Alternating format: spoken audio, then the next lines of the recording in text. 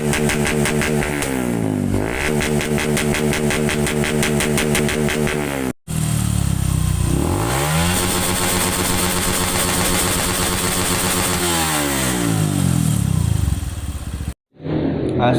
warahmatullahi wabarakatuh. Selamat siang ya teman-teman semua dimanapun Anda berada. Semoga teman-teman semuanya masih dalam keadaan sehat walafiat dan masih dalam lindungannya Allah Subhanahu wa taala. Amin amin ya rabbal alamin. Oke ya sahabatku Solusi Injeksi Channel, di hari ini saya akan berbagi lagi pengalaman kepada teman-teman tentang bagaimana cara menangani motor injeksi ya yang terkena trouble. Jadi saya kedatangan motor Bitpop di hari ini teman-teman, yang mana itu motornya dalam keadaan mati ya teman-teman, mati, dalam kondisi mati, lalu dibawa ke bengkel. Ini kita langsung saja melakukan pengecekan pada sistem saluran bahan bakarnya. Kita menemukan bahwa saringan full pumpnya sangat kotor seperti ini teman-teman, yang mana saringan ini adalah berfungsi untuk menyaring kotoran agar tidak masuk ke ruang bakar ataupun tidak sampai ke injektor ya teman-teman. Jadi kotorannya itu masih tersaring oleh saringan full pumpnya.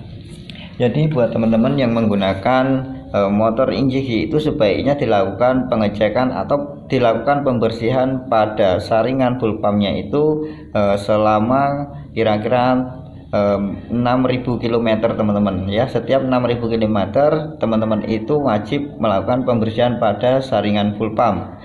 Kenapa? Karena kalau kotoran ini sudah menumpuk, maka dia akan menyumbat di area sistem bahan bakarnya, yang mana akan merusak pada rotaknya teman-teman atau dinamo full pumpnya ya. Jadi di hari ini kita akan lakukan pergantian saringan full pumpnya yang sudah tidak layak lagi dipakai ya teman-teman, dan juga kita akan melakukan pergantian pada dinamo full pumpnya ataupun rotaknya teman-teman. Jadi buat teman-teman itu apabila full pumpnya itu lemah, tekanannya sudah tidak mencapai standarnya, itu bisa dilakukan pergantian dinamo full pumpnya saja teman-teman, tidak perlu mengganti satu set. Dengan kata lain, apabila regulator di dalam rumah PP-nya ini masih dalam kondisi bagus teman-teman ya. Jadi sebaiknya buat teman-teman yang masih sesama pemula seperti saya, diharapkan melakukan pengecekan pada full pump itu menggunakan pressure regulator, alat pengecekan bahan bakarnya ya, alat untuk melakukan pengecekan tekanan full pumpnya teman-teman. Dan mohon maaf untuk melakukan pengecekan full pumpnya tadi tidak bisa kerekam teman-teman, karena saya sambil mengerjakan motor lain teman-teman ya. Jadi intinya sebelum kita melakukan pengecekan pada area full pump ya, sebelum kita melakukan pembongkaran pada area full pump itu kita lakukan cek dulu tekanan full pumpnya berapa teman-teman.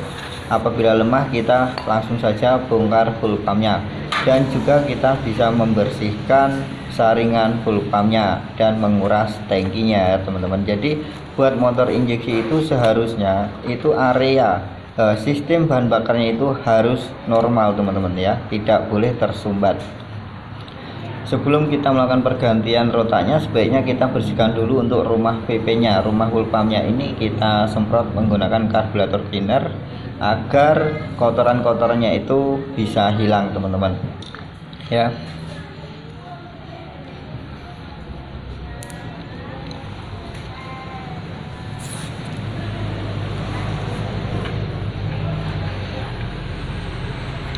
Dan di sini saya akan berbagi bagaimana cara melakukan pemasangan ataupun melakukan pergantian rotak pada motor injeksi, khususnya generasi motor Matic-nya teman-teman. Itu cukup mudah ya.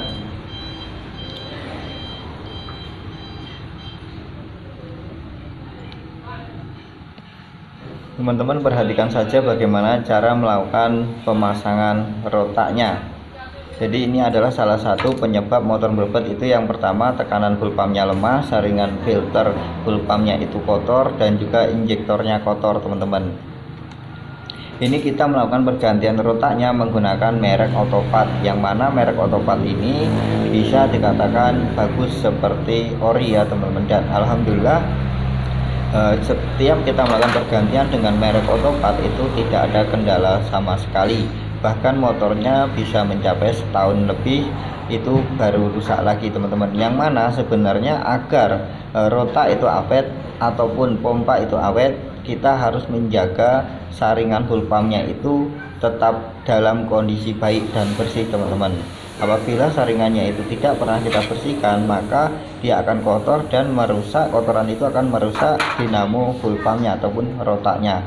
Jadi urutan pembongkaran dan pemasangan itu sama, jangan lupa untuk o-ring-o-ringnya itu kembali seperti sedia kala. Dan pastikan di rumah PP itu ada yang namanya regulator, itu adalah untuk pengatur tekanan full pumpnya atau mengatur tekanan rotaknya. Apabila tekanan ini mencapai melebihi 294 PSI ataupun KPA ataupun normalnya itu 42 PSI, maka dia akan otomatis mengurangi sendiri, tetapi itu hanya sedikit ya teman-teman. Jadi buat teman-teman itu apabila melakukan pergantian rotak, silakan rumah PP nya itu dibersihkan dulu di bagian regulatornya, disemprot, karena apabila regulatornya itu tersumbat dan kotor, ketika teman-teman melakukan pergantian rotaknya malah tekanan menjadi melebihi batas maksimal, yang mana itu akan menyebabkan ketika motornya dikendarai di kecepatan 40 itu seperti tertarik-tarik teman-teman, ataupun seperti ngayun-ngayun apabila regulator di dalam PP nya itu tidak bersih ataupun tersumbat ya. Seperti ini untuk cara pemasangannya ya teman-teman. Pastikan untuk positif dan negatifnya itu terpasang dengan tepat, jangan sampai salah untuk posisi kabelnya ya.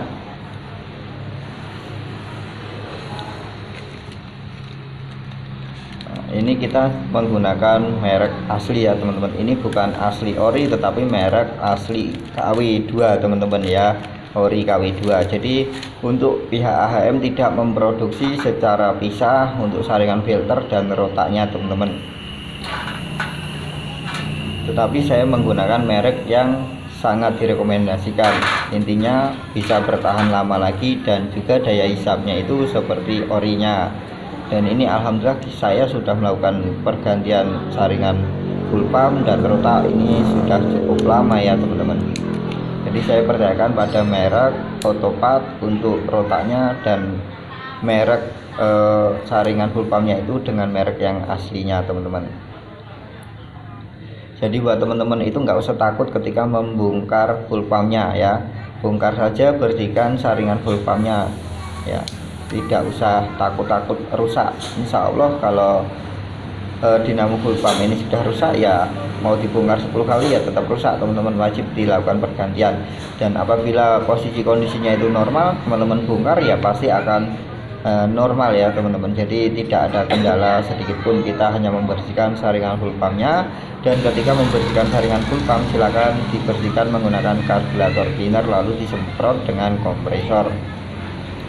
Oke ya teman-teman, sekarang kita lakukan pemasangan full pumpnya di dalam tangki. Seperti ini pemasangannya, jangan sampai o-ringnya itu terlipat teman-teman ya, jangan sampai o-ringnya terlipat. Apabila terlipat, nanti ketika teman melakukan pengisian bahan bakar yang full, maka dia akan rembes, dan apabila rembes itu sangat berbahaya. Apabila BBM-nya itu ataupun bahan bakarnya itu menetes ke kabel koil, maka motor teman-teman itu bisa terbakar. Jadi kita tetap harus melakukan pemasangan yang presisi ya teman-teman, agar bahan bakarnya itu tidak rembes ya ketika dilakukan pengisian bahan bakar yang full di dalam tangkinya. Jadi dengan cara melakukan pergantian pada dinamo full pump dan juga saringan full pump itu, teman-teman wajib membersihkan di area injektor apabila saringan full pumpnya sudah kotor seperti ini. Dan buat teman-teman yang tidak mempunyai alat untuk membersihkan injektor ya, ataupun impuls ataupun segala macamnya, teman-teman cukup buka injektornya lalu diketok-ketok saja teman-teman, itu juga sudah bisa membuang kotorannya. Itu adalah cara mudah untuk para pemilik unit motor ya teman-teman, itu cara mudah. Jadi kita nggak usah dipikir susah-susah, nggak usah dibikin susah-susah. Jadi kita bisa menangani motor sendiri saja itu sudah syukur alhamdulillah. Kita akan banyak menghemat biaya agar tidak selalu ke bengkel. Oke ya teman-teman, di hari ini saya tidak menggunakan scanner HDS saya karena saya berbagi dengan sederhana. Jadi di sini saya langsung saja melakukan penyetelan mode altitude-nya menggunakan jumper DLC teman-teman ya. Setelah saya melakukan pembongkaran pada area full pumpnya, itu saya langsung melakukan penyetelan mode altitude-nya agar motornya normal.